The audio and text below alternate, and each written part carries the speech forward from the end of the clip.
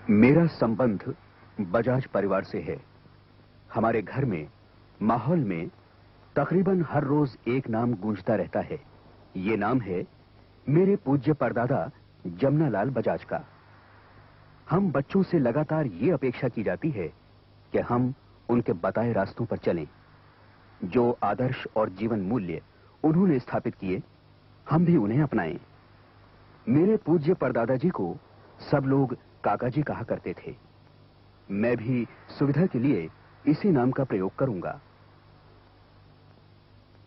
काका जी के बारे में कई बातें हमें बताई जाती हैं, लेकिन सबसे ज्यादा रोचक बात यह है कि उनके 3 पिता थे। एक तो जन्मपिता, दूसरे वो जिन्होंने उन्हें गोद लिया, लेकिन जिनका देहांत उनके गोद लिए जाने से पहले ही हो चुका था, और तीसरे वो जिन्हें काका जी ने खुद तलाश किया, या यूं कह लें कि गोद लिया।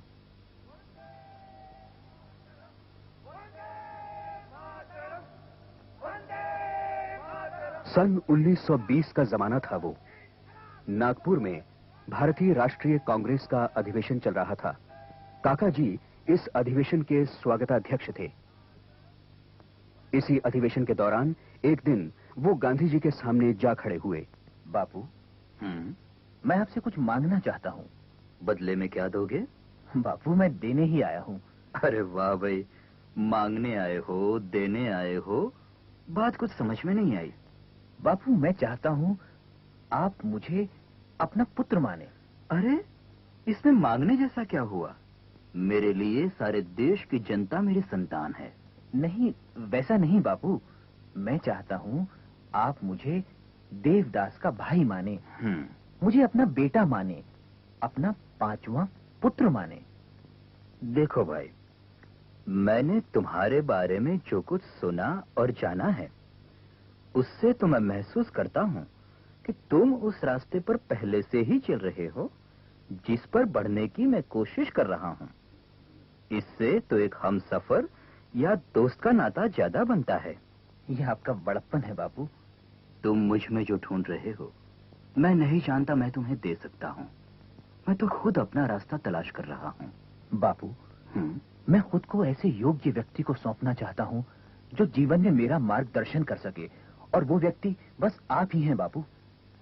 ठीक है, बस इतना जान लो जमनालाल कि इस संबंध में मैं तुम्हें कुछ नहीं दे रहा हूं। जो दे रहे हो तुम ही दे रहे हो।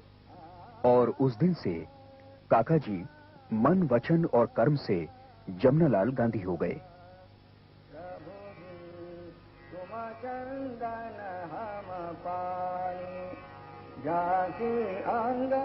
2 बनियों के बीच ये एक अजीब सौदा था, जिसमें एक दूसरे के हाथों में एक दूसरे को सौंपकर दोनों ही खुश थे। गांधी जी को उनके रचनात्मक कार्यों के लिए एक कर्मठ कार्यकर्ता मिल गया, और काका जी को उनके मोक्ष की तलाश का सबसे बड़ा सहारा। ये रिश्ता ऐसा अटूट साबित हुआ कि पिता पुत्र दोनों ने इसे जिंदगी भर निभाया। इस मुलाकात के बाद काका जी के सामने जब भी कोई उलझन आई, उन्होंने अपने आप से यही सवाल किया, इन हालात में बापू ने मुझसे क्या करने को कहा होता? जवाब के लिए उन्हें हमेशा बापू के पास नहीं जाना पड़ा। जवाब अक्सर उन्हें उनकी अंतरात्मा से ही मिल जाता था।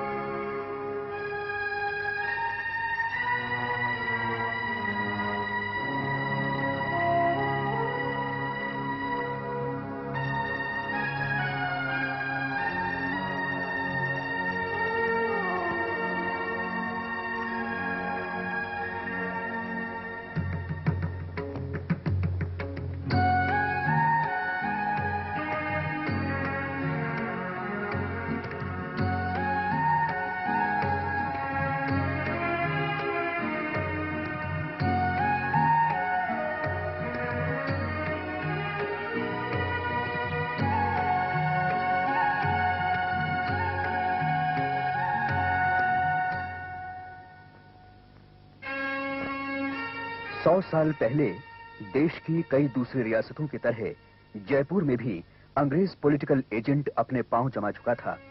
अंग्रेज अपनी फूट डालो और राज करो की नीति के मुताबिक जयपुर को भी उसके ठिकानों से लड़वाता रहता था।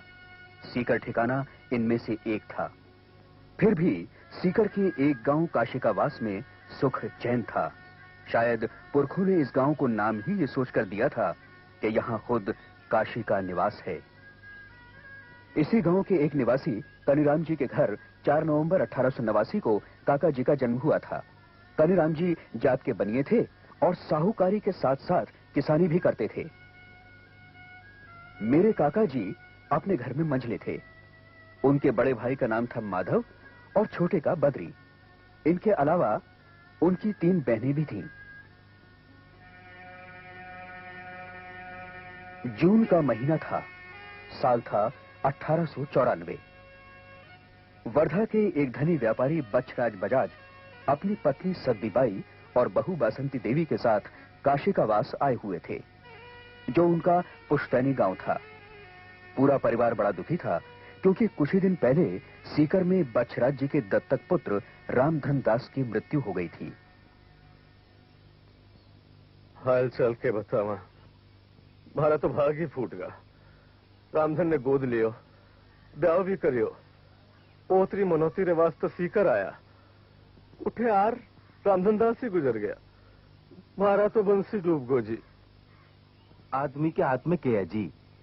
सब ऊपर वाले की माया है। या भी कोई माया है के?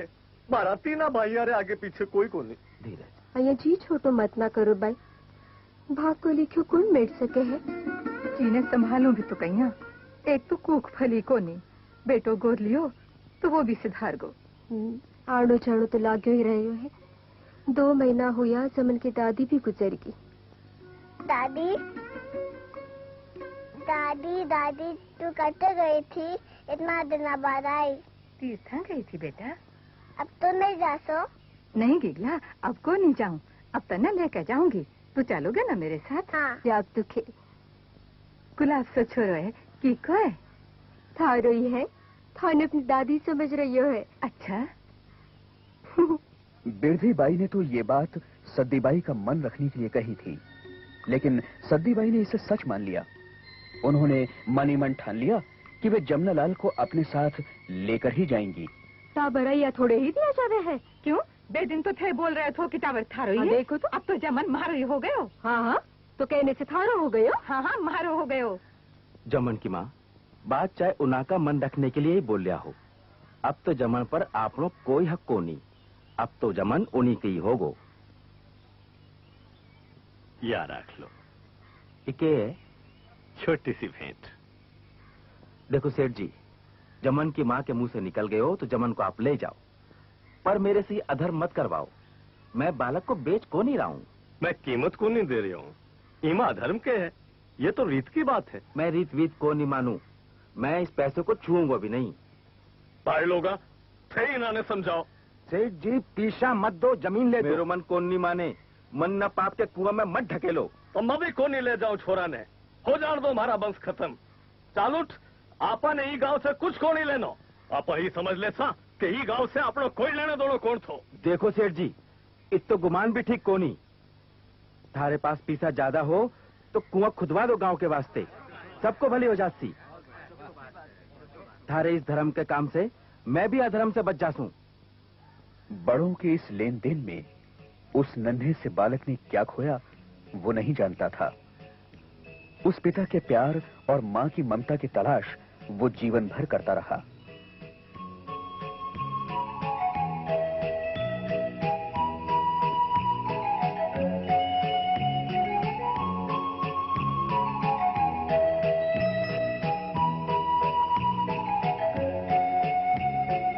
वर्धा का माहौल काशिकावास से एकदम अलग था। महल जैसी हवेली, नौकर चाकर, किसी चीज की कोई कमी नहीं थी यहाँ। बच्छराज जी का रुई का व्यापार था और घर में पैसा बरसता था। बच्छराज जी वैसे तो बड़े दयालु थे, मगर गुस्सैल भी बहुत थे। गालियां तो उनकी जीभ की नोक पर धरी रहती थी।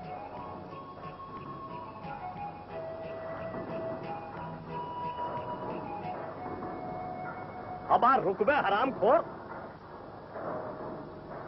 इसी का दियो माने को नहीं बार देखो इन्हें।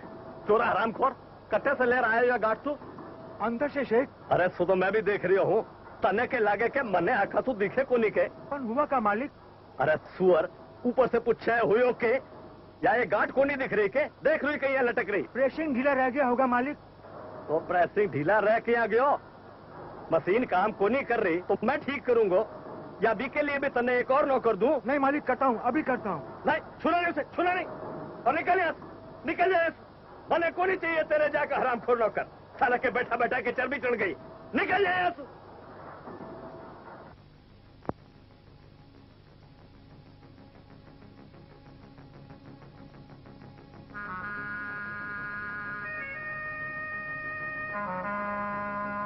जमन जमन बेटे ओ जमन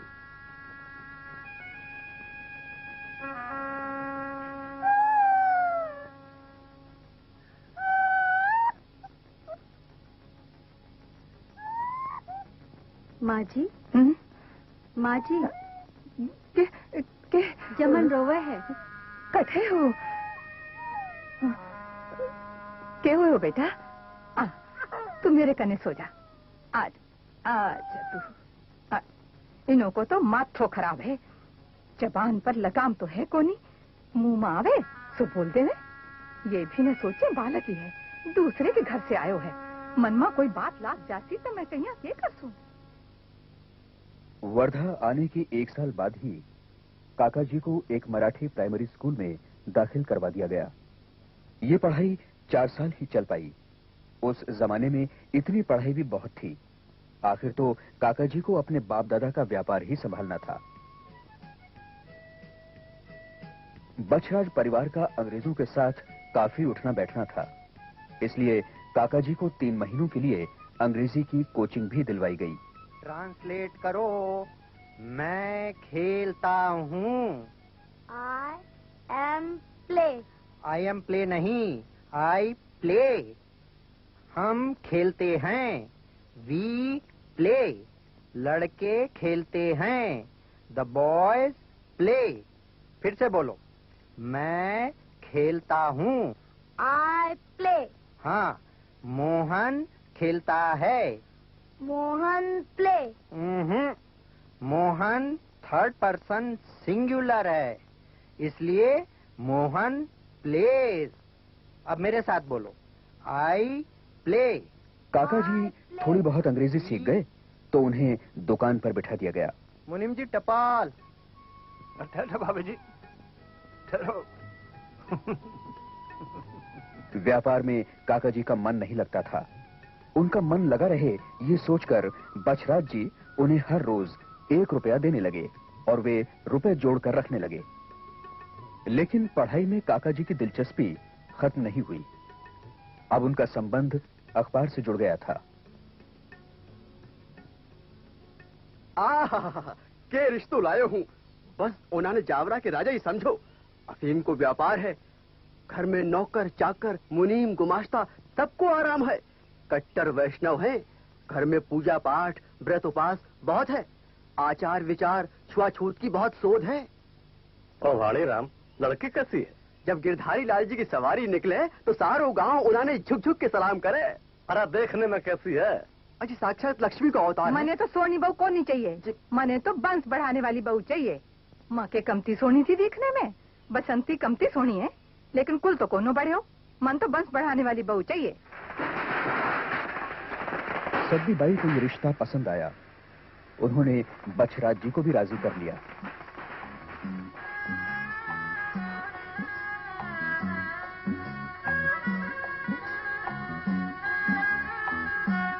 सब्बी बाई अपने लाडले पोते का ब्याह नहीं देख पाई। पोते की सगाई के कुछ ही दिन बाद उनका स्वर्गवास हो गया था।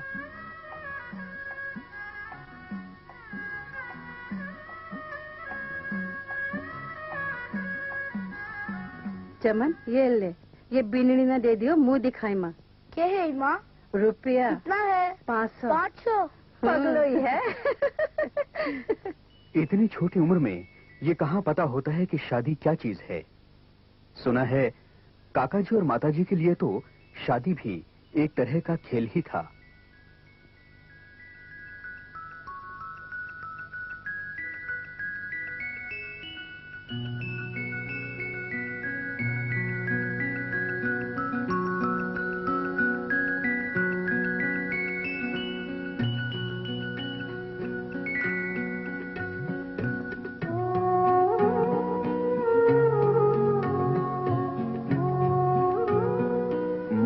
बसंती देवी को बेटे और बहू से बड़ा स्नेह था। उनके मन में नेक दस्तूर वगैरह का बड़ा चाव रहता था और वो इसके लिए मौके भी ढूंढती रहती थीं।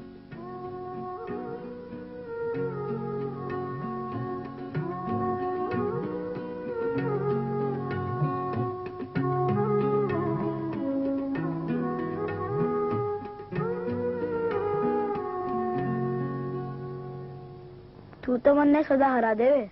थे ध्यान से खेलो ही कोनी तो मैं क्या करूं? थे चालो संभल के। क्यों रे हरामखोर, सारे और कोई काम को नहीं जो सवेरे सवेरे जुओ खेलन बैठ को जाने है। जो जना चौपड़ खेली बीको बंस डूब गो, अरे पांडव खेली बीको राजपाट चौपट हो गो। खबरदार जो हरकत फेर करी तो हटाओ इन्हें।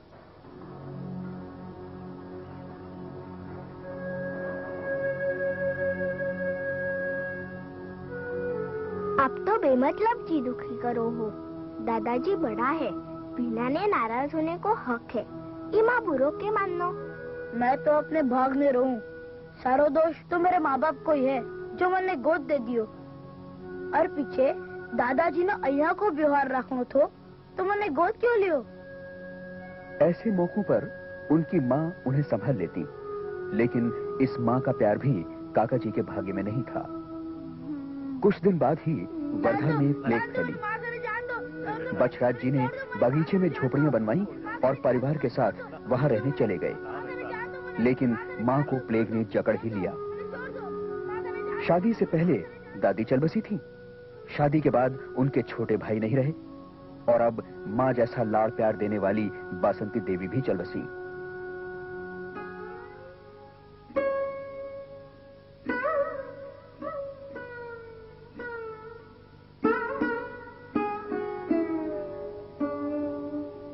ऐसी हालत में उनके बाल सखा और ममेरे भाई बिरधी चंद पोद्दार ने उन्हें संभाला, वरना काका जी तो शायद सन्यासी ही हो गए होते। जीवन में दुख इसलिए है, हम हमेशा तृष्णा और वासना में लीन रहते हैं। जब मनुष्य स्थित प्रज्ञ हो जाता है तो वह अपने सारे सुख दुख के अनुभवों से दूर हो जाता है। स्थित प्रज्ञ होना क्या है महाराज? भगवान श्री कृष्ण ने गीता में कहा है, प्रजहाति यदा कामान सर्वान पार्थ मनोगतान आत्मन्येवात्मना तुष्ट स्थित प्रज्ञस्तदोच्यते।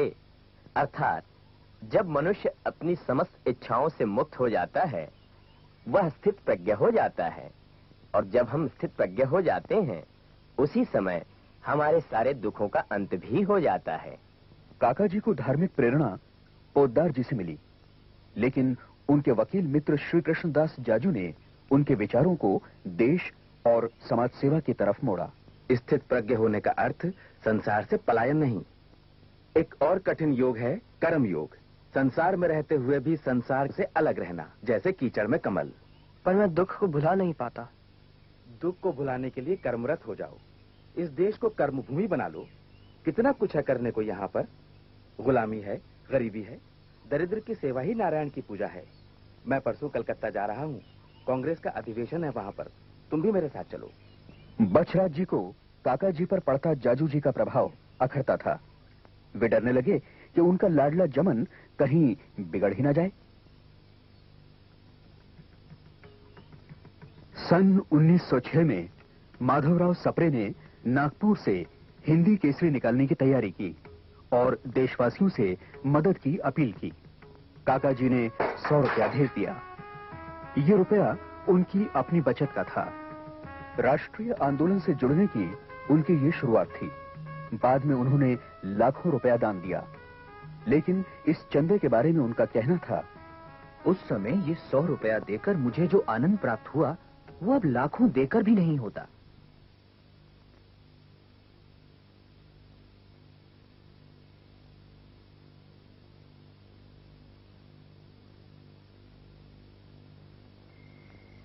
कटे गयो तो मंदिर में तो काम कही चल रहा है। ठीक है। कब तक पूरा हो जासी? अभी 1.5 लाख सी। भैया मोतियां तो जयपुर में तैयार ही पड़ी हैं। ले अब जल्दी से तैयार हो जा, नहीं तो बारात में देर हो जाती। चलो मैं तो तैयार हूँ।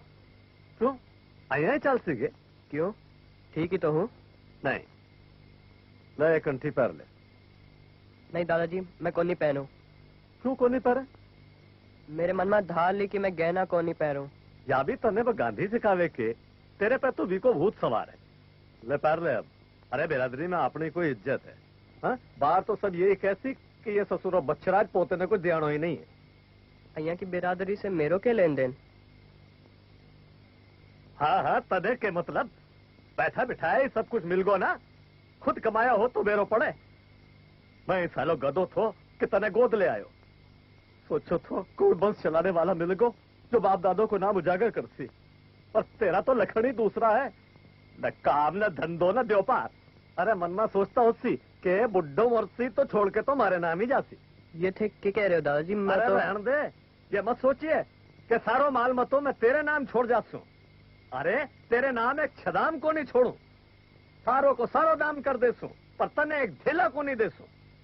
गाड़ी तैयार है साहब? और मन में आए तो नालिश भी कर दीजिए।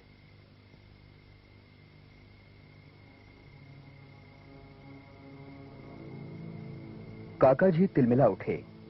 वे शादी में नहीं गए।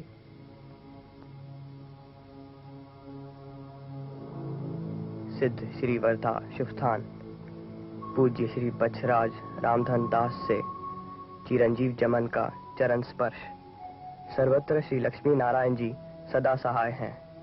समाचार एक निगाह करें। आप आज मुझ पर निहायत खफा हो गए, सो कोई चिंता नहीं।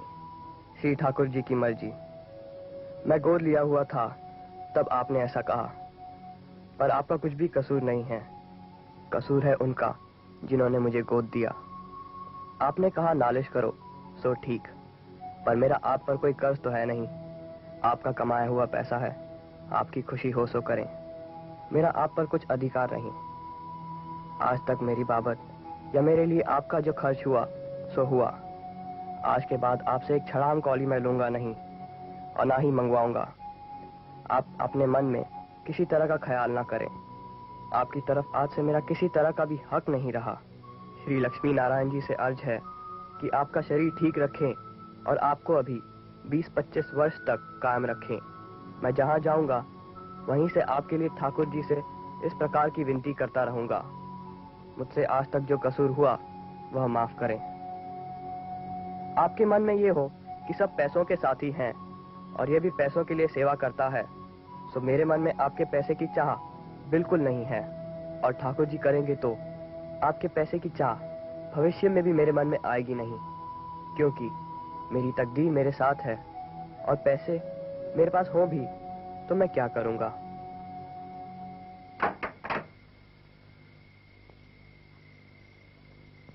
चमन, ओ चमन,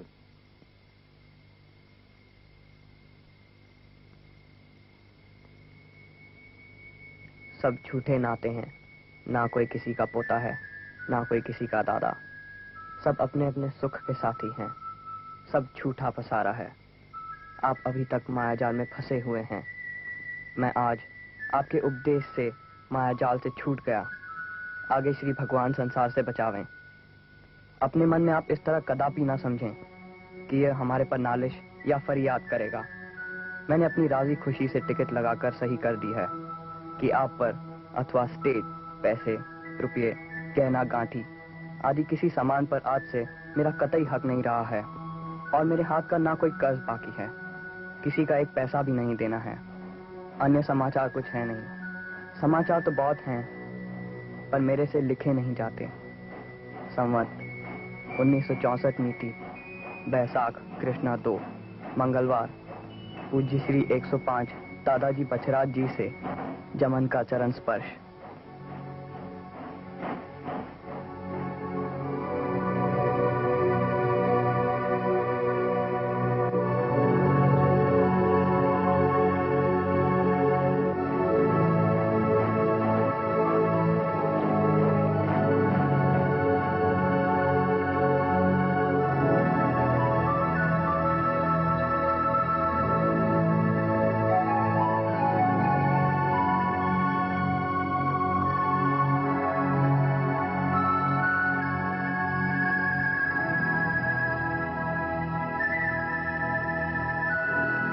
संसार से विरक्त होकर चल देने वाले अपने पोते को बछराज जी मनाकर वापस घर ले आए।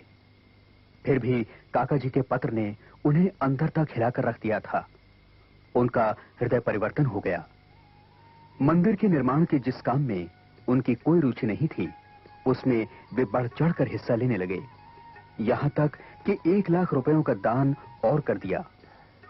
इतना ही नहीं, समाज सेवा की भावना से उन्होंने एक मारवाड़ी स्कूल को भी काफी बड़ी रकम दान में दे दी। लेकिन दमे के जोर के कारण इस बीच बछराज जी का स्वास्थ्य भी गिरने लगा था और कुछ ही दिन बाद उनका देहांत हो गया।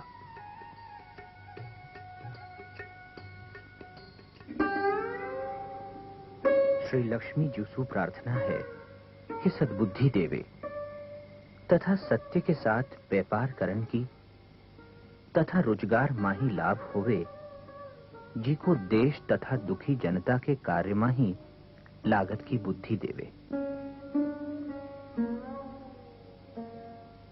बछराज जी की 6-7 लाख रुपयों की संपत्ति के साथ सारे कारोबार का भार अब काका जी पर आ गया। अपने बड़े भाई माधव प्रसाद की मदद से वे कारोबार चलाने लगे। लेकिन कुछ ही अरसे बाद अचानक माधव प्रसाद भी मियादी बुखार में चल बसे। काका जी के धीरज का बांध टूट गया। जी करे गंगा जी किनारा कुटिया बना लूं और साधु बन जाऊं। मां तीना भाई तो वरदा की भेंट चढ़ गया। अब काका जी को कौन रहे हो? मां उन्होंने कहीं मुंह दिखासूं। मुसीबत के समय हिम्मत से ही काम लेना पुरुषत्व की निशानी है। भगवान तरह तरह से आदमी की परीक्षा लेता है मेरे भाई। एक भाव काका जी के मन में बहुत गहरे बैठ गया। उन्होंने एक तख्ती घर में जगह जगह लगवा दी, जिस पर लिखा था, एक दिन मरना अवश्य है, अन्याय से सदा डरो। उन्होंने अपनी डायरी में लिखा, मैं हमेशा अपने मन में विचार करता हूं कि मैं धन का त्याग कर सकूंगा, स्त्री पुत्रों का वियोग सहन कर सकूंगा, गुरुजन अथवा मित्रों की मृत्यु भी बर्दाश्त कर सकूंगा। मुझे पूरा विश्वास है कि निस्वार्थ भाव से जनसेवा करते रहने से ही मोक्ष प्राप्त हो सकता है। न त्वहम कामये राज्यम, न स्वर्ग न पुनर्भवम, कामये दुख तप्ता नाम प्राणी। काका जी अपने खर्च के लिए सिर्फ 500 रुपया महीना लेने लगे। इसमें उनके निजी नौकर और यात्रा वगैरह का खर्च भी शामिल था। बाद में तो उन्होंने ये रकम और भी घटा दी और सिर्फ 200 रुपया महीना लेने लगे। इन्हीं दिनों ब्रिटिश सरकार ने उन्हें ऑनररी मजिस्ट्रेट बना दिया, पर दुनियादारी के बीच भी काका जी का मन लगातार मार्गदर्शक की तलाश में लगा रहा। सन 1906 तक उनका परिचय लोकमान्य तिलक और सर जगदीश चंद्र बसु जैसे राष्ट्रीय स्तर के नेताओं से हो चुका था। इन व्यक्तियों में भी वे अपने मार्गदर्शक को ढूंढते रहे, पर उन्हें सबसे ज्यादा प्रभावित कर रहे थे मोहनदास करमचंद गांधी, जो उस समय दक्षिण अफ्रीका में थे। काका जी उनके बारे में अखबारों में पढ़ते रहते और सोचते रहते कि अगर ये आदमी भारत आ जाए तो वे उससे संपर्क जरूर स्थापित करेंगे।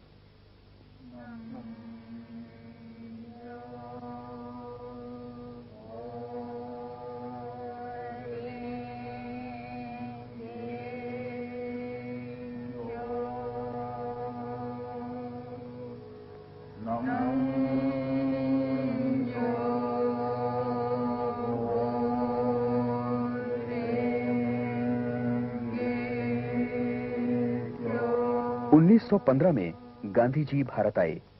अहमदाबाद में उन्होंने अपना एक छोटा सा आश्रम खोला। काका जी उन्हें परखने के ख्याल से उनसे कई बार मिले।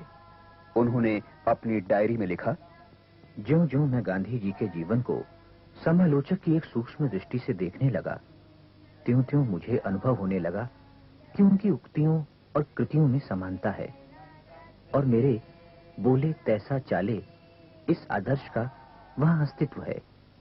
मैं बापू के आदर्शों को अपने घर में उतारने की भी कोशिश करने लगा। नमः कांताय शांताय सर्वदेवाश्रयाय च। देख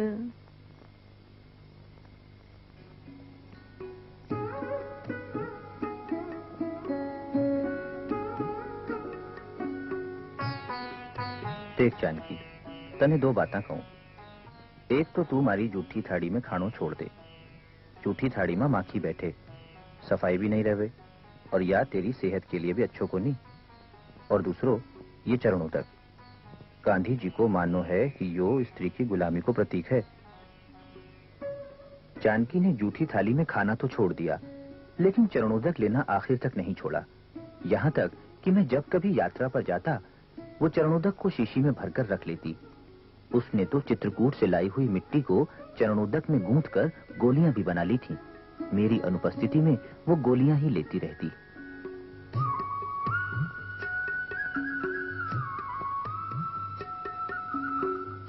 थे भी सोनों की तगड़ी पेरिया करो। सोनो भगवान को रूप है जानकी, उन्हें कमर के नीचे कहीं पैरो जा सके। बापू जी ने लिखो है, सोनो कली को रूप है, दूसरा में ईर्ष्या पैदा करता है, चोरी को डर बनो रहते है। इतना ही नहीं, शरीर पर मैल जम जाता है, कान से नाक से दुर्गंध आने लगती है। प्याज को नुकसान होवे सो तो अलग। मैं तो कहता हूं तू भी अपना गहना उतार दे।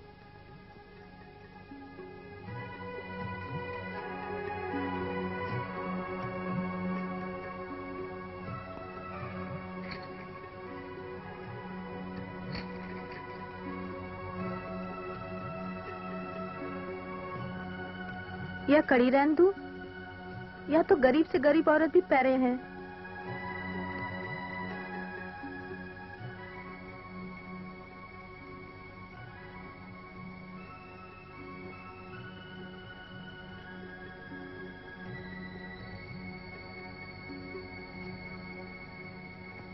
इसके बाद घर में जेवर पहनना बंद हो गया। लेकिन एक समस्या और थी। मुझे वर्धा की अग्रवाल महासभा के अधिवेशन में भाषण देना था। विषय था भारतीय समाज में पर्दा प्रथा। मैं परेशान था कि मैं उस प्रथा के खिलाफ कैसे बोलूं, जिसका चलन मेरे अपने ही घर में था।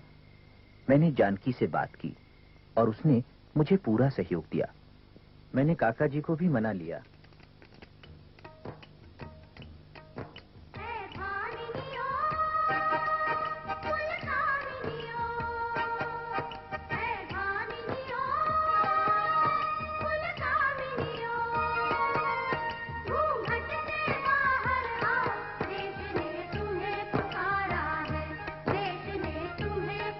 और इस तरह हमारे घर से पर्दे का रिवाज उठ गया। बल्कि इसके बाद तो जानकी में अद्भुत साहस आ गया। वो भी राष्ट्र सेवा के काम में कूद पड़ी। यहाँ तक कि कलकत्ता के मारवाड़ी सम्मेलन में बहनों का पर्दा छुड़वाने के लिए भी गई। गांधी जी ने उसे आशीर्वाद दिया और प्रेरणा भरा पत्र भी लिखा।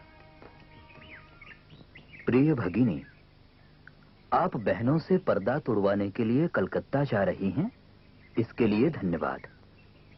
पर्दा वहम नहीं है, उसमें पाप की बू आती है। पर्दा किससे रखें? क्या पुरुष मात्र विषयासक्त होते हैं? क्या स्त्री अपनी पवित्रता बगैर पर्दा नहीं रख सकती है? पवित्रता मानसिक बात है, सभी पुरुषों में सहज होनी चाहिए। पर्दा रखकर सीता राम जी के साथ जंगलों में भटकी होंगी? सीता से बड़ी पवित्र स्त्री जगत में कभी हुई है? बहनों से कहो, पर्दा तोड़ो, धर्म रखो। 31 दिसंबर 1917 के दिन काका जी को राय बहादुर की उपाधि मिली। सरकार ने यह खिताब उनके शिक्षा प्रेम और शिक्षा प्रचार के लिए दिया। लेकिन गांधी जी से स्वीकृति मिल जाने के बाद ही उन्होंने इसे स्वीकार किया। मगर कुछ ही दिन बाद उन्हें इस खोखले सम्मान के कारण का पता चल गया। एक दिन नागपुर के कमिश्नर मास्की ने उन्हें बुलवाया। कमिश्नर की मेज पर एक बड़ी सी फाइल रखी थी, जो काका जी के संबंध में तैयार की हुई सीआईडी की रिपोर्ट थी। कमिश्नर गुस्से में था। आप गांधी से मिलते हैं? जी हाँ। क्या आपके घर मिसेस नायडू, नईकी राम शर्मा, देवी प्रसाद खेतान वगैरह पॉलिटिकल एक्टिविस्ट आकर ठहरते हैं?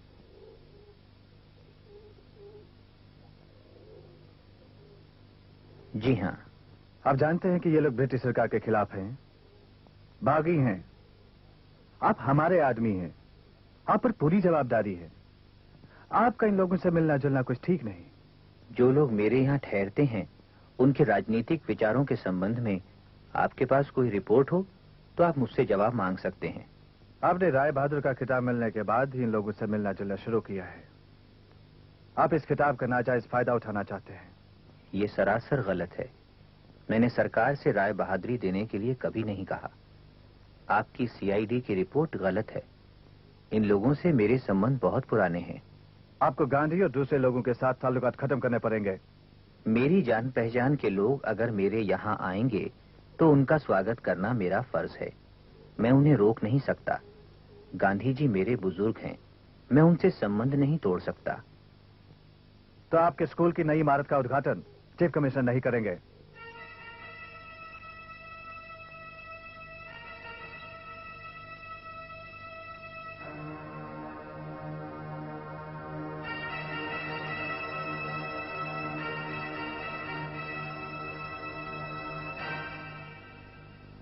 सर बेंजामिन रॉबर्टसन उन दिनों चीफ कमिश्नर थे।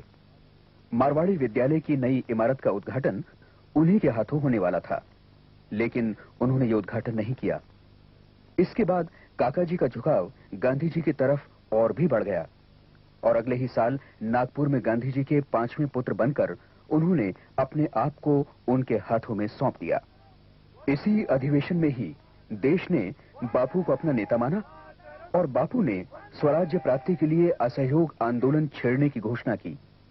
उन्होंने कहा, सरकारी उपाधियों का त्याग किया जाए, विधान मंडलों, कानून की कचहरियों और सरकारी शिक्षण संस्थाओं का बायकॉट किया जाए और आगे चलकर टैक्सों की अदायगी भी बंद कर दी जाए। हमें कानूनी और शांतिपूर्ण साधनों से स्वराज प्राप्त करना है। पूरे देश में उत्साह की नई लहर दौड़ गई। काका जी ने भी राय बहादुर की उपाधि छोड़ दी। अदालत से संबंध रखने वाले अपने सारे मामले भी हटा लिए। काका जी के परिवार ने अपने यहाँ की तलवार, बंदूक और दूसरे हथियारों के लाइसेंस भी सरकार के सुपुर्द कर दिए। वकीलों के सामने एक समस्या थी। उन्हें डर था कि उनके काम न करने से उनके परिवार भूखे मरने लगेंगे। बापूजी ने स्वराज कोष के लिए 1 करोड़ रुपया जमा करने की अपील की। वकीलों के परिवारों की मदद के लिए काका जी ने 1 लाख रुपया इस कोष में जमा करवा दिया। अगले ही साल ये देखते हुए कि 1 लाख रुपया वकीलों के परिवारों के लिए बहुत कम है, काका जी ने 1 लाख रुपया और जमा करवा दिया। उन्हें ये भी महसूस हुआ कि सत्याग्रही तो जेल चले जाते हैं, लेकिन उनके परिवार वालों को बहुत कष्ट उठाने पड़ते हैं। काका जी ने उनके लिए एक महिला आश्रम भी खुलवा दिया।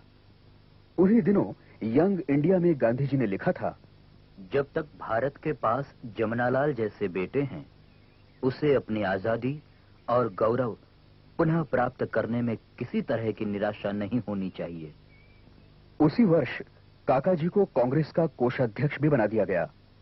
ये जिम्मेदारी सारी जिंदगी उनके कंधों पर रही।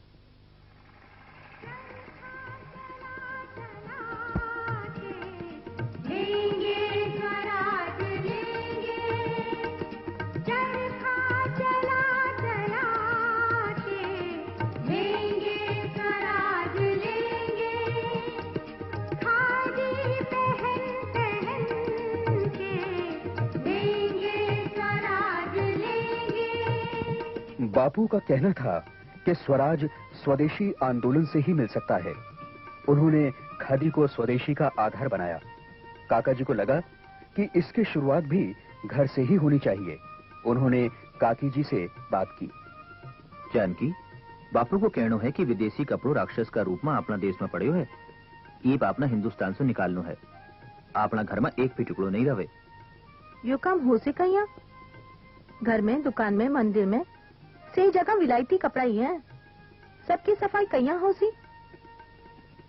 कपड़ा ना गरीबा में बांट देवे तो कहीं रेवे। अपना देश में तो बहुत लोगों के पास अंग ढकने के लिए कपड़ा को नहीं। अहिया करने से तो आपनो पाप दूसरों पर चढ़सी। पाप तो जलाना की चीज है, पाप बांटते थोड़ी जावा। विदेशी कपड़ा की तो होली ही जलसी।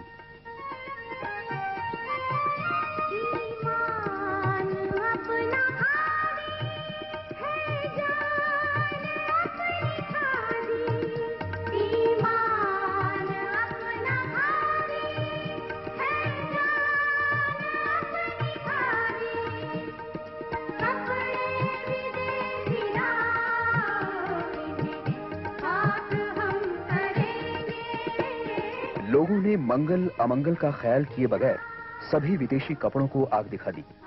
सगुन तक के कपड़े होम कर दिए। ये होली 7 दिन तक जलती रही। घर में सूत भी काटा जाने लगा और पूरी तरह से खादी पहनी जाने लगी।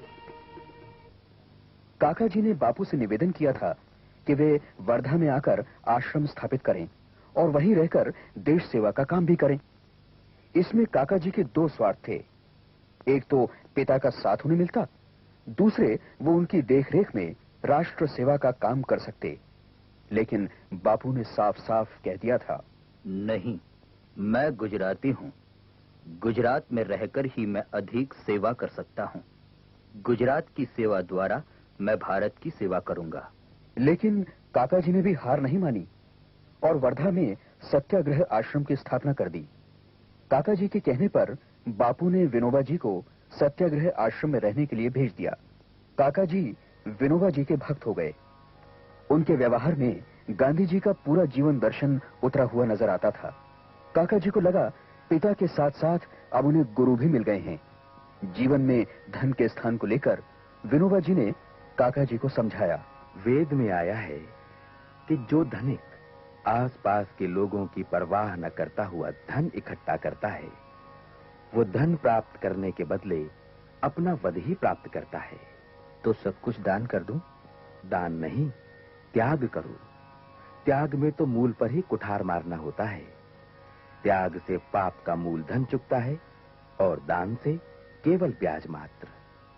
पिता के रूप में बापू मिल तो गए, लेकिन वे काका जी को जब भी पत्र लिखते उसमें कई बार उनका संबोधन सोग्य भाई या भाई श्री जमनालाल जी रहता।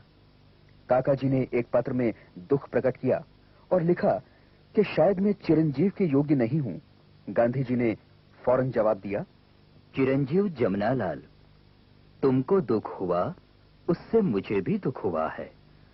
तुम चिरंजीव होने के योग्य हो या नहीं, अथवा मैं बाप का स्थान लेने योग्य हूं या नहीं, इसका निर्णय कैसे हो? तुमको जैसे तुम्हारे विषय में आशंका है, वैसे ही मुझे मेरे बारे में शंका है। यदि तुम अपूर्ण हो तो मैं भी हूं। बाप बनने से पहले मुझे अपने बारे में ज्यादा विचार कर लेना चाहिए था। तुम्हारे प्रेम की खातिर मैं बाप बन गया हूं। ईश्वर मुझे इस स्थान के लायक बनावे। हम दोनों प्रयत्न करते रहे तो अवश्य सफल होंगे, ये मुझे विश्वास है। इसके बाद काका जी बापू के लिए हमेशा चिरंजीव ही बने रहे। स्वराज्य आंदोलन को जारी रखने के लिए बापू अब व्यक्तिगत तौर पर मौजूद नहीं थे। मार्च 1922 में ही उन्हें जेल जाना पड़ा। उनकी अनुपस्थिति में कांग्रेस के गया अधिवेशन में सत्याग्रह की तैयारी और रचनात्मक कार्यक्रम पर जोर दिया गया। काका जी को खादी विभाग का संचालक बना दिया गया। रचनात्मक कार्यों के लिए एक शिष्टमंडल नियुक्त किया गया, जिसमें बाबू राजेंद्र प्रसाद, चक्रवर्ती राजगोपालाचारी और देवदास गांधी के साथ काका जी को भी शामिल किया गया। लेकिन काका जी संगठन कार्यों के अलावा भी कुछ करना चाहते थे। कुछ ही दिन बाद उन्हें कुछ कर दिखाने का मौका भी मिल गया। नागपुर में जलियांवाला कांड की स्मृति में झंडा जुलूस का आयोजन हुआ। इस जुलूस के लिए स्वयं सेवकों को तैयार करने का काम काका जी के जिम्मे था। अंग्रेजों ने सिविल लाइंस में झंडा ले जाने पर पाबंदी लगा रखी थी। माहौल में जबरदस्त तनाव था। अंग्रेज तो दमन पर तुले हुए थे। 17 जून की रात महात्मा भगवान दीन, बाबा साहब देशमुख और काका जी को गिरफ्तार कर लिया गया। ये काका जी की पहली गिरफ्तारी थी। उन्हें 1.5 साल की सजा सुनाई गई और 3000 रुपए का जुर्माना। काका जी ने जुर्माना देने से इनकार कर दिया, इसलिए हमारी मोटर और घोड़ा गाड़ी जब्त कर ली गई और उन्हें नीलाम करके जुर्माना वसूल करने का फरमान जारी हुआ। जनता तो दूर, सरकारी अफसरों ने भी उन्हें नहीं खरीदा।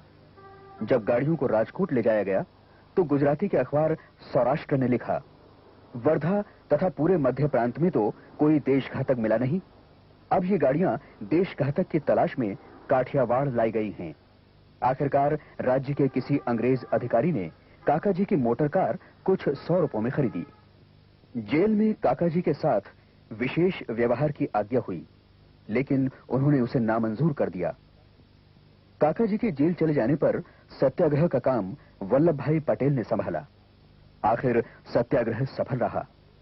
अंग्रेज सरकार को झंडा ले जाने पर लगाया गया प्रतिबंध उठा लेना पड़ा। काका जी अपने 1500 सत्याग्रही साथियों के साथ रिहा कर दिए गए। इस सत्याग्रह के बाद काका जी के पास बहुत से लोगों के खत और तार आए, जिनमें मौलाना मोहम्मद अली का तार सबसे ज्यादा मजेदार था। उन्होंने संदेश भेजा था, शाबाश मेरे बहादुर बनिए, तुम्हारे पैर चूमने को तरस रहा हूं। काका जी को लगता था कि जब तक हम अपनी अंदरूनी कमजोरियों को दूर नहीं करते, तब तक स्वराज मिलना कठिन है। हमारे देश की एक बहुत बड़ी कमजोरी है धर्मों के आपसी झगड़े। काका जी नागपुर तो जाते ही रहते थे। एक बार वहां पहुंचे तो पता चला कि हिंदू मुसलमान एक दूसरे पर वहशियाना वार कर रहे हैं। दंगाइयों ने उन्हें वहां से चले जाने को कहा, लेकिन काका जी घायलों को वहीं पड़ा छोड़कर जाने को तैयार नहीं थे। इतने में किसी ने एक पत्थर चलाया जो काका जी के हाथ में लगा। उनके हाथ से बहते खून को देखकर ही दंगाइयों का खून ठंडा हुआ। काका जी के हाथ में टांके लगे, लेकिन बापूजी की चिट्ठी ने उस चोट पर मरहम का काम किया। उन्होंने लिखा, तुमको चोट पहुंची, इससे मुझे जरा भी दुख नहीं हुआ।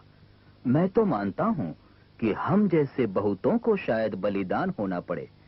जहर इतना ज्यादा फैल गया है कि कुछ शुद्ध व्यक्तियों का बलिदान हुए बिना हमारा छुटकारा इस आपत्ति से नहीं हो सकता। हो सके तो झगड़े की जड़ का पता लगाना। सन 1923 में कांग्रेस के काकीनाडा अधिवेशन के समय अखिल भारतीय खादी मंडल की स्थापना हुई तो काका जी को इसका अध्यक्ष बनाया गया। बापू के कहने पर खादी के प्रचार के लिए काका जी ने उड़ीसा, बिहार, बंगाल आदि का दौरा किया। वे राजपुताना भी गए। वहां के राजाओं और दीवानों से मिलकर उन्होंने खादी प्रचार के काम में उनकी सहायता प्राप्त की। ये काम आसान नहीं था, क्योंकि कई राज्यों में स्वदेशी की बात तक सुनने को कोई तैयार नहीं था। 5 फरवरी 1924 को बापू जेल से छूटकर आए। बापू से मिले 3 साल हो चुके थे। उनके साथ कुछ वक्त बिताने के ख्याल से काका जी परिवार सहित साबरमती आश्रम में रहने चले गए। लेकिन आश्रम से लौटते ही काका जी को एहसास हुआ कि हमारे मंदिरों के द्वार हरिजनों और दलितों के लिए बंद हैं। काका जी की गैरहाजिरी में बिरादरी के लोगों ने उन्हें और जाजू जी को हरिजनों के साथ उठने बैठने के कारण बिरादरी से बाहर भी कर दिया था। काका जी छुआछूत के कट्टर विरोधी थे। समाज के इस मेहनती वर्ग के साथ होने वाले अन्याय को वे बर्दाश्त नहीं कर सकते थे। अछूतोद्धार के लिए हर तरह की कुर्बानी देने को वे तैयार थे। उन्होंने एक अपील जारी की। यह हमारे बुनकर, कुम्हार, भंगी और मेहतर जो राष्ट्र के सच्चे सेवक हैं और राष्ट्र की संपत्ति के उत्पादक हैं, जो हमें स्वच्छ और स्वस्थ रखने में हमारी सच्ची मदद करते हैं और जो हमें जीवन के कार्यों के योग्य बनाते हैं, अपने इन हितैषियों, भोले, निरीह और छोटे भाइयों को हम सामाजिक और नागरिक अधिकार, संरक्षा, ज्ञान और अन्य व्यापारों से वंचित क्यों रखते हैं? उन्होंने हरिजन बस्तियों में प्रचारक रख दिए और हरिजन छात्रों को छात्रवृत्तियां भी देने लगे। उन्हें यह भी लगा कि हरिजनों को सार्वजनिक कुओं से पानी लेने की छूट और मंदिरों में देव दर्शन की इजाजत मिलनी ही चाहिए। काका जी ने इस काम को भी अपने घर से शुरू करने का निश्चय किया। उन्होंने बछराज धर्मशाला का कुआं हरिजनों के लिए खोल दिया। 1927 में ये शुरुआत हुई, जो देश में अपनी तरह की पहली घटना थी। अब काका जी ये कोशिश करने लगे कि बछराज्य द्वारा बनवाए गए लक्ष्मी नारायण मंदिर के द्वार भी हरिजनों के लिए खोल दिए जाएं। ट्रस्टी अड़ गए कि अगर वे मंदिर को हरिजनों के लिए खोलना चाहते हैं तो वे उन्हें बदलकर नए ट्रस्टी रख लें। लेकिन काका जी ट्रस्टियों को नहीं, उनके मन को बदलना चाहते थे। 13 दिसंबर 1928 के यंग इंडिया में गांधी जी ने लिखा, हमें न्याय के लिए लड़ते हुए तपस्या के द्वारा अपने पंचों को पवित्र बनाने की जरूरत है। यही काम जमनालाल कर रहे हैं। इस काम में यदि आप उनका अनुसरण नहीं कर सकते तो अपना आशीर्वाद ही दें, क्योंकि एक समय आएगा जब पुराने ख्याल के लोग भी ये स्वीकार करेंगे कि जमनालाल ने अपने कार्यों से हिंदू धर्म की वो सेवा की जिसके लिए आगे आने वाली पीढ़ी उनका आभार मानेगी। अंत में ट्रस्टियों ने हरिजनों के लिए मंदिर खोलने की परवानगी दे दी। माहौल में काफी तनातनी थी। उसी तनाव के बीच सुबह 8 बजे हरिजनों की एक टोली ने विनोबा जी के नेतृत्व में मंदिर में प्रवेश किया।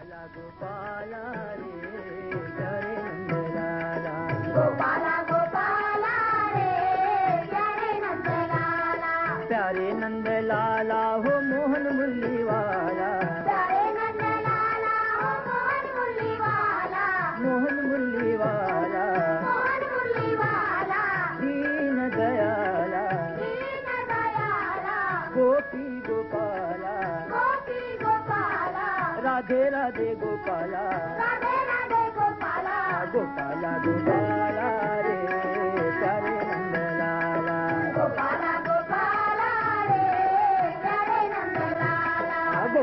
गोपाला रे प्यारे नंद लाला, गोपाला गोपाला रे प्यारे नंद लाला, गोपाला गोपाला रे प्यारे नंद लाला, गोपाला गोपाला रे प्यारे नंद लाला, गोविंद गोपाल हे नंद लाला, गोविंद गोपाल हे नंद लाला, हे नंद लाला,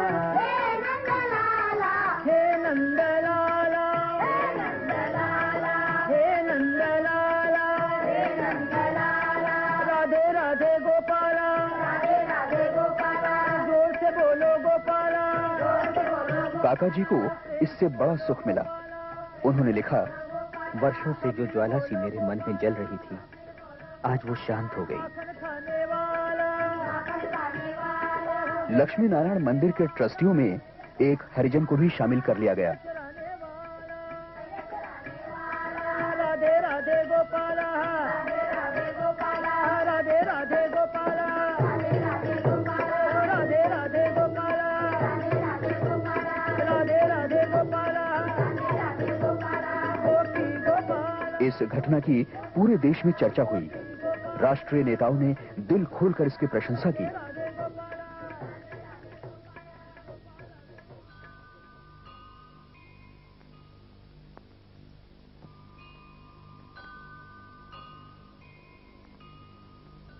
काशी के विद्वानों और समाचार पत्रों ने भी इस पहल का स्वागत किया।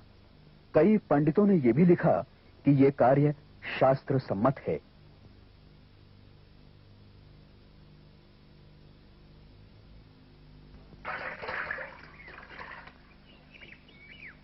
हरिजनों के लिए अन्य मंदिर खुलवाने के लिए कांग्रेस ने एक कमेटी बनाई, जिसका एक सदस्य काका जी को भी बनाया गया। देश भर में अछूतों के लिए कुएं और मंदिर खुलने लगे। काका जी ने अपने घर में एक हरिजन को नौकर रखा और उसके हाथ से भोजन ग्रहण करने लगे। इसके कारण घर में क्लेश भी हुआ, क्योंकि माताजी इस बात को पूरी तरह कभी स्वीकार नहीं कर पाईं। हरिजन आंदोलन धड़ल्ले से चल निकला, यहां तक कि बापूजी ने अपने पत्र का नाम यंग इंडिया से बदलकर हरिजन कर दिया। सन 1930 में बापू ने नमक आंदोलन छेड़ा, जो अपने समय का सबसे महत्वपूर्ण आंदोलन था। बापू ने आश्रमवासियों से स्पष्ट शब्दों में कहा, सत्याग्रह में जिसको शामिल होना हो वह निसंकोच रूप से शामिल हो, पर उसे सर्वस्व त्याग के लिए तैयार रहना चाहिए। यह एक गंभीर प्रश्न है और शामिल होने से पहले अपने घर वालों से पूछकर सलाह मशवरा करके जो अपने को इसमें होम सकें वे ही अपना नाम दें। जिनकी पूरी तैयारी न हो या थोड़ी बहुत कमजोरी हो वे हिम्मत के साथ साफ साफ इनकार कर दें। यह मुझे अच्छा लगेगा। काका जी ने माता जी से बात की। जानकी, इस काम में मेरी तो सर्वस्व होमने की तैयारी है, अपनी तू देख। बापूजी की टुकड़ी में अपने कुटुंब का एक आदमी तो होना ही चाहिए। इस यज्ञ में अपने परिवार के किसी प्राणी की आहुति भी पड़ जाए तो मुझे चिंता नहीं। काका जी को हार्दिक संतोष मिला। मैं यहां पर स्वराज लेकर ही लौटूंगा, वरना इसे मेरी अंतिम यात्रा ही समझें।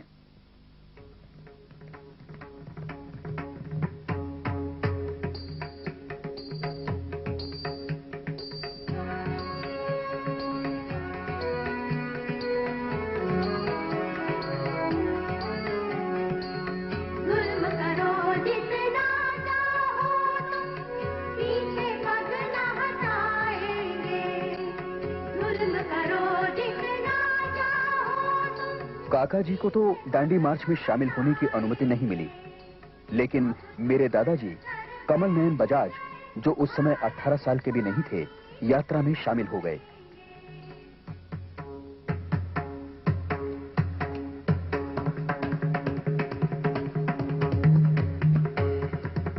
काका जी बंबई के विले पार्ले में स्वयं सेवकों को तैयार कर रहे थे।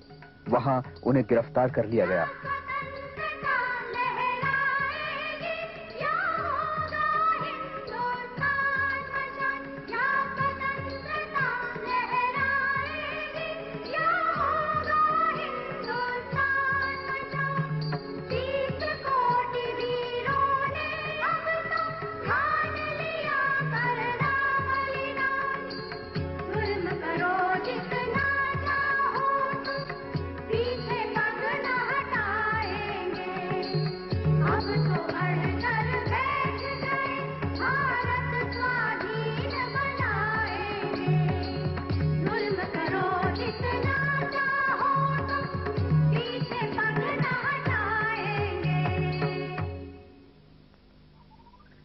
नमक सत्याग्रह सफल रहा।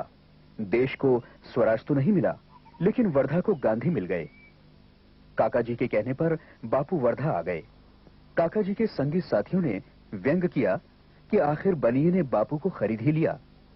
देश सेवा में व्यस्त रहने के कारण काका जी अपने कारोबार या परिवार से विमुख नहीं हुए। वे अपने आदर्शों को इन दोनों क्षेत्रों में भी पूरा उतारने की कोशिश करते रहे। व्यापारी समाज में साधारण मानी जाने वाली किसी भी बेईमानी को उन्होंने अपने व्यापार में नहीं आने दिया। पहले विश्व युद्ध के दौरान रुई के व्यापार में मंदी का जबरदस्त दौर आया था। कई व्यापारी रुई को भिगोकर गांठों को भारी बनाने लग गए। काका जी ने अपनी कंपनी के मुनीम और डायरेक्टरों के कहने के बावजूद इस बेईमानी को अपने व्यवसाय में नहीं आने दिया। उनका कहना था, कंपनी डूबती है तो डूब जाए, लेकिन बेईमानी की कमाई हमें नहीं चाहिए। इससे उनकी साख और भी जम गई।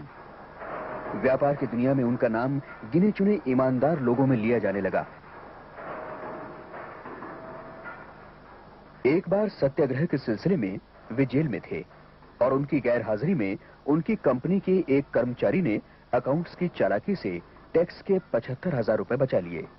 काका जी जेल से लौटकर आए तो उन्हें यह बर्दाश्त नहीं हुआ। उन्होंने गांधी जी को पत्र लिखकर पूछा कि मैं इस रुपए का क्या करूं।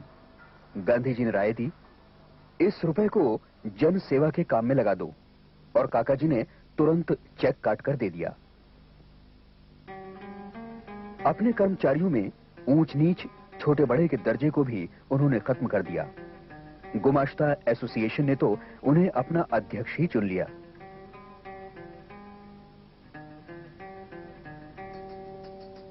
काका जी नारी शिक्षा के नए नए केंद्र खोल रहे थे। हिंदी की सेवा के लिए हर किस्म का प्रयास कर रहे थे। खादी के प्रचार, गरीबों की सेवा और समाज सुधार के लिए दूर दूर के इलाकों की यात्राएं कर रहे थे। फिर भी घर से उनका नाता पूरी तरह बरकरार था। पति पत्नी अलग अलग सेवा क्षेत्रों में कार्य करते हुए भी मन से साथ साथ चल रहे थे। पत्रों ने उन्हें एक दूसरे से पूरी तरह जोड़ रखा था। तुम्हें मैंने जान या अनजान में बहुत दुख पहुंचाया है, परंतु उसका क्या उपाय। तुम्हारा अगर विश्वास हो तो मैं लिखता हूं कि मेरा तुम पर प्रेम, श्रद्धा, भक्ति तीनों का मिश्रण है। आपको नर मानूं या नारायण, यही मेरी समझ में नहीं आ रहा है। मेरी कमजोरियां आपके तेज में बाधक हो रही हैं। प्रत्यक्ष देख रही हूं, आत्मा एक ही है, मिट्टी से क्या मोह है। तुम्हारी व इतर बहनों की 2 बार थोड़े समय की गिरफ्तारी की बात जानकर विनोद मालूम हुआ। अगर स्त्रियों को गिरफ्तार करना शुरू हो जाएगा तो तुम्हारा नंबर जल्दी आ जाएगा। तुम्हारी एक फोटो उतराकर उसकी एक नकल मेरे वास्ते लेती आना। क्यों, अब मरने से तो डर नहीं लगता है ना? मरने के बारे में समय आवेगा तब देखेंगे कि हंसना आता है या रोना। एक दूसरे की चिंता करने का समय नहीं है। जैसा कि बालक व मित्र लोग करते हैं, मैं भी मानता हूं हम लोग मोह को तो कम करें और प्रेम को बढ़ाते रहें। मैं तो आपको योग भ्रष्ट योगी ही मानती चली आ रही हूँ। आपके ही पीछे दुनिया का वैभव देखा।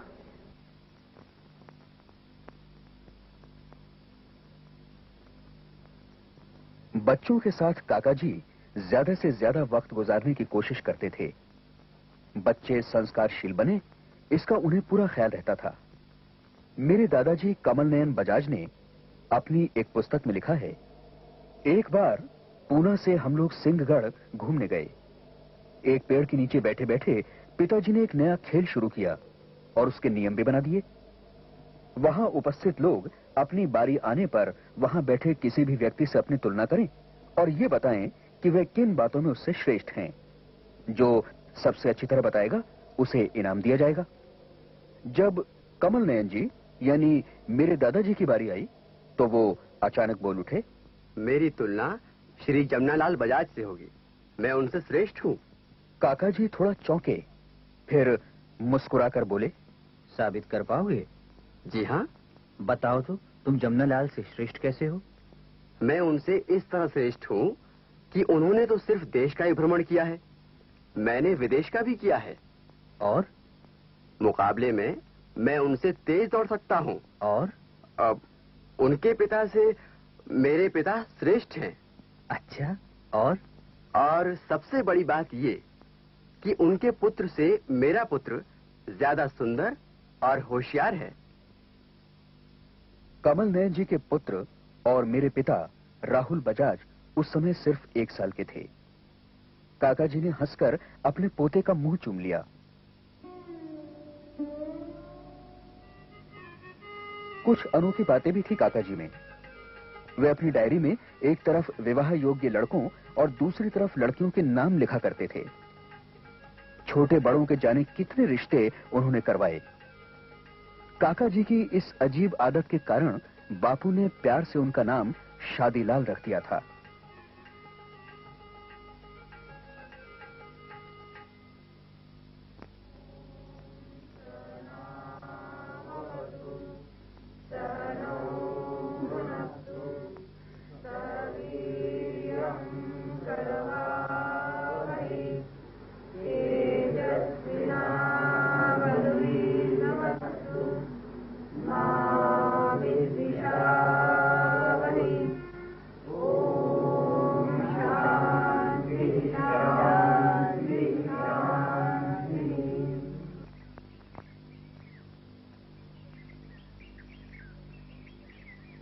वर्धा में गांधी जी के आ जाने और सेवाग्राम के स्थापित हो जाने से ये कस्बा देश की राजनीतिक गतिविधियों की धुरी बन गया था। देश का कोई भी महत्वपूर्ण नेता ऐसा नहीं था जो वहां ना आता हो। अनौपचारिक बातों और मुलाकातों के बीच एक बार सरदार पटेल ने काका जी से कह दिया, आप तो केवल गांधी जी के आदेशों का पालन करते हैं, खुद आगे बढ़कर कुछ नहीं करते। बात पूरी तरह सच नहीं थी, फिर भी काका जी के मन में घर कर गई। वे उस समय कुछ नहीं बोले। सन 1938 जयपुर और सीकर के राज्य आपस में झगड़ते रहते थे। इन झगड़ों के पीछे अंग्रेजों का हाथ था। जयपुर अंग्रेजों की रीजेंसी में था और सीकर उसके तहत मात्र एक ठिकाना। इस आपसी झगड़े को निपटाने के लिए जयपुर और सीकर दोनों की तरफ से काका जी के पास अनेक संदेश आए। काका जी ने सीकर जाकर जयपुर और सीकर के राजाओं में सुलह करवा दी। लेकिन कुछ ही समय बाद अंग्रेज अधिकारी सीकर के राव राजा माधो सिंह को अजमेर ले गए और उन्हें पागल करार देकर सीकर राज्य की व्यवस्था कोर्ट ऑफ वार्ड के मातहत कर दी और राव राजा के जयपुर राज्य की सीमा में प्रवेश पर पाबंदी लगा दी। इससे सीकर में उत्तेजना फैल गई। काका जी ने जयपुर में प्रजा मंडल की स्थापना की थी और वे इसके अध्यक्ष थे। उनका विश्वास था कि देशी राज्यों की प्रजा को शासकों के जुल्मों से बचाने की जरूरत है।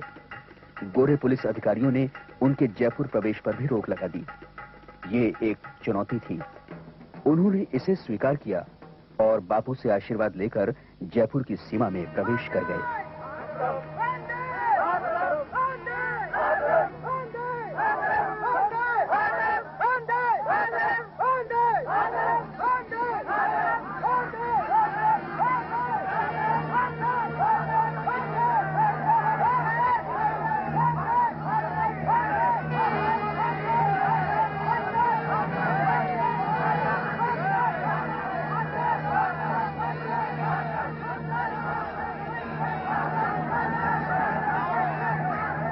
पुलिस ने उन्हें रोक दिया और पकड़कर शहर से बाहर छोड़ाई, लेकिन वे फिर सीमा में प्रवेश कर गए।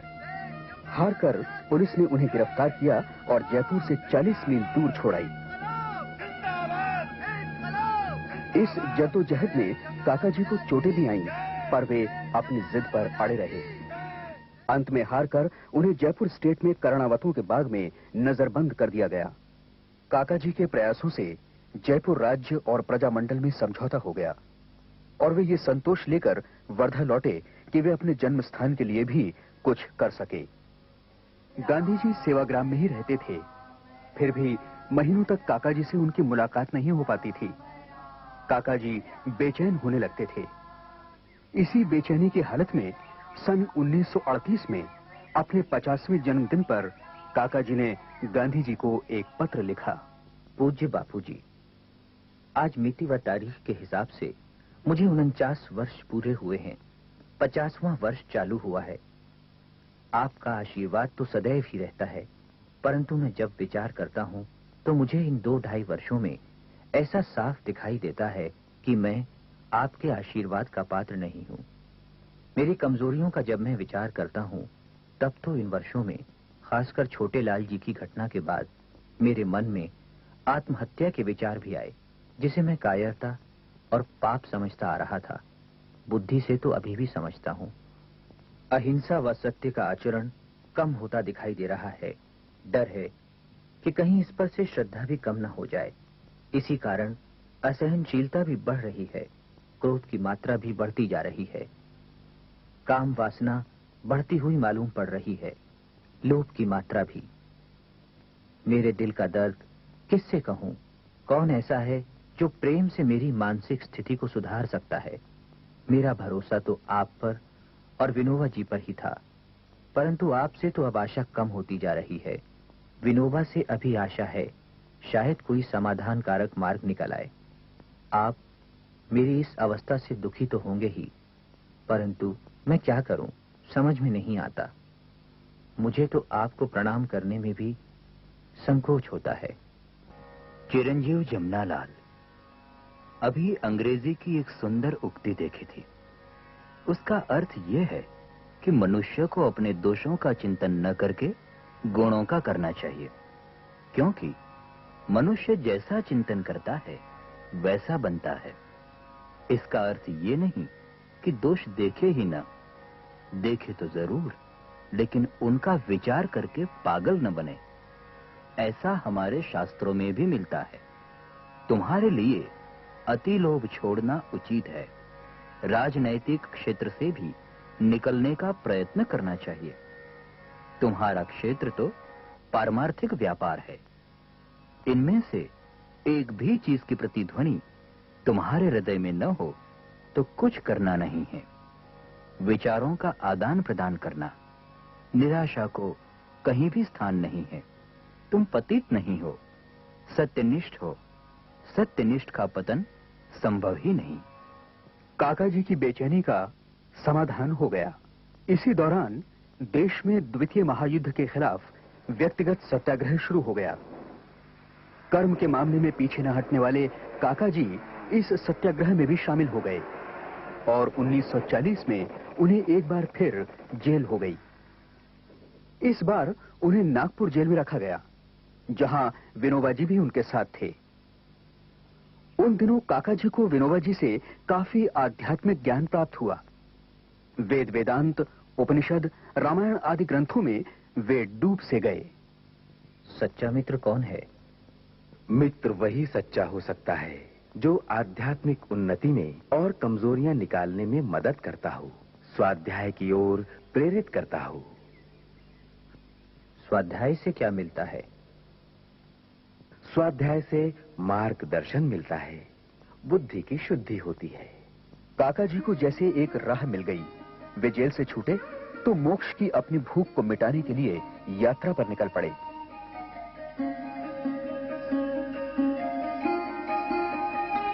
वे पौंडीचेरी में अरविंद आश्रम पहुंचे और रमण महर्षि के दर्शन के लिए उनके आश्रम में भी गए। उन्होंने रमण महर्षि से प्रश्न किया, सद्बुद्धि कैसे स्थिर रहे? शाश्वत सुख और शांति पाने के लिए पहले प्रकृति को स्थिर बनाना चाहिए। आत्म प्राप्ति हो गई तो सब कुछ मिल गया। मनुष्य को आत्मशोधन का ये मार्ग बुद्धि के द्वारा प्राप्त होता है। इसी से सद्बुद्धि स्थिर होती है। काका जी अस्वस्थ थे और सिद्धि की ओर भी बढ़ रहे थे, पर उन्हें अपनी आध्यात्मिक प्रगति से संतोष नहीं हो रहा था।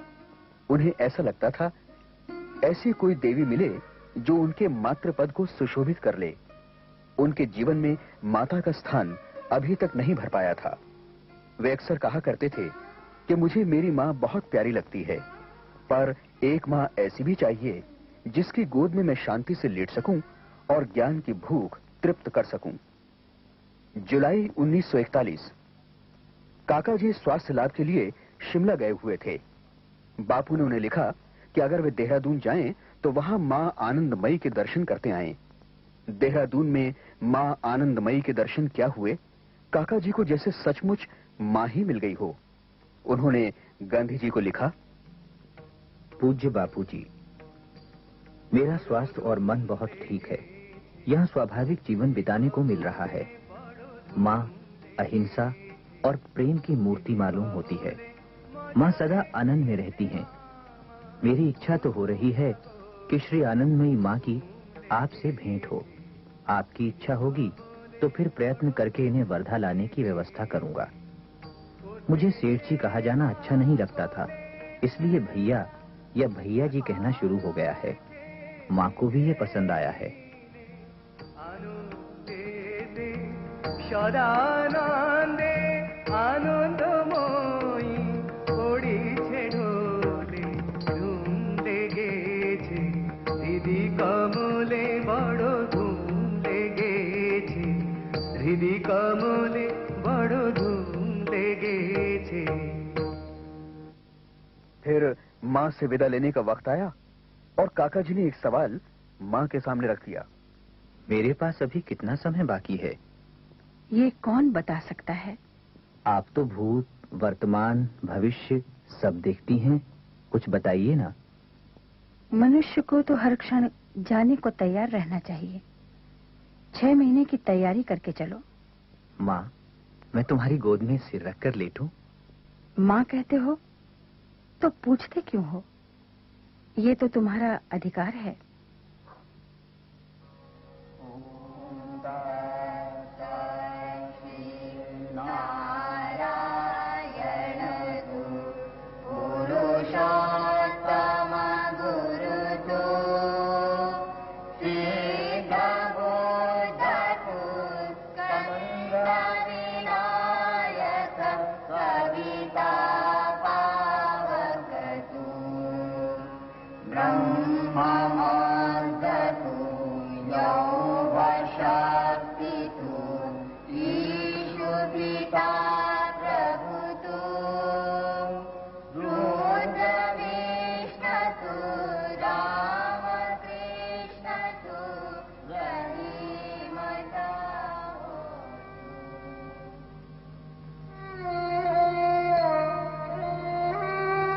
काका जी वीतराग हो गए।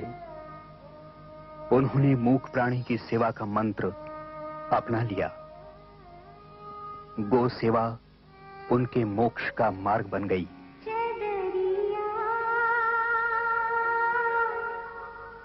जी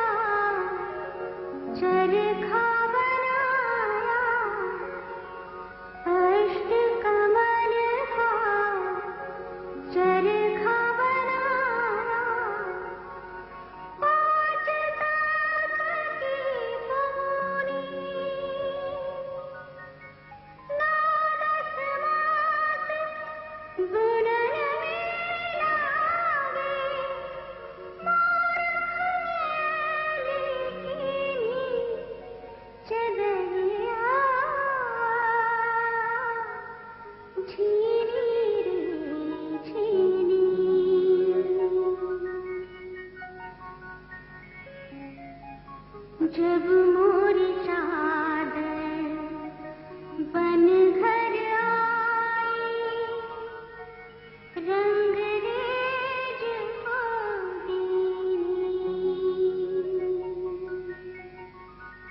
जब मोरी चादर बन घर आई। 11 फरवरी 1942 के दिन हमने अपने प्यारे काका जी को हमेशा के लिए खो दिया।